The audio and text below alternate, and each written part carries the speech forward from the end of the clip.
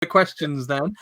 Stevie Park, what 3 players and in what positions in the transfer market would you take to Manchester United to a Premier League title again, or do you think we need more? So if you could sign 3 players from Man United to get them to a league title, who would they be? Yeah, I think we need another centre half. I really do. I think in the fullback positions, Wan-Bissaka's been excellent. At left back you got the young lad Williams. Is it Williams? Ben Yes, Williams? yeah, Brandon Williams. Or Brandon Williams. Brandon Williams and Luke Shaw. Vying for that. Obviously De Gea goals, but then Harry Maguire. But I think you could do with another centre half, and I think a lot's been mentioned of that Koulibaly, who looks an excellent player. So I definitely think we need to strengthen there. I do think we need a striker because, Rashford isn't an out-and-out striker for me. You look at the previous season and before this one we had Lukaku, and he goes, but you don't replace him. Martial, I know he was bought as a centre forward, but I wouldn't really class him as a centre forward because I don't really think he likes to be a centre forward. He likes to have his back to the goal, and you need somebody who is going to be like that and is going to link play.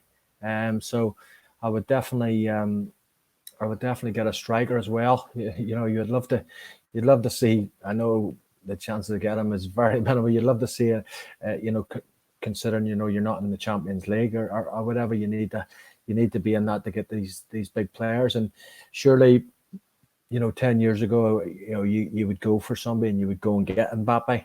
I was disappointed we didn't really go all out and try and get Haaland, who ended up going to Borussia Dortmund.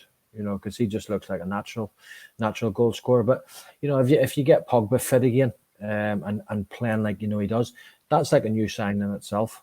And this whole sort of virus came about at the wrong time because United started looking to be a team again, and I think that was just because of purely one signing, and that was Fernandes, who just came in and just changed everything and made us sort of exciting to watch again, because too many times you've watched games this year and it's been really boring football at times. There's been times where they're lucky if they get a shot on goal in games, and that's not the Man United way. We know what Alex Ferguson did over the years, and I doubt there was ever a game where Alex Ferguson, certainly in the Premier League years when Alex Ferguson was manager, that we went a full game without having a shot on goal.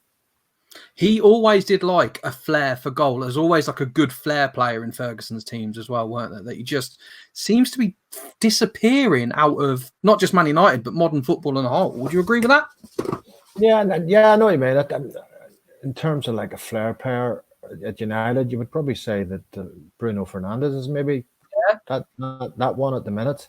But you go back to the 90s and he brought in Eric Cantona, which was just a masterstroke in signing him, and it was the final missing piece of the jigsaw to help us go on and win our first Premier League and first title in 26, 27 years, whatever it was. So Flair players, with Flair players, sometimes you don't get that the amount of work ethic out of them, where they maybe only do things when they're on the ball, and it's important that you do the sort of ugly stuff in football, and it's not something that people always want to do. Yeah, I suppose a flair player is only good when they're winning your games, aren't they? Like if they're not doing anything for 89 minutes and you lose.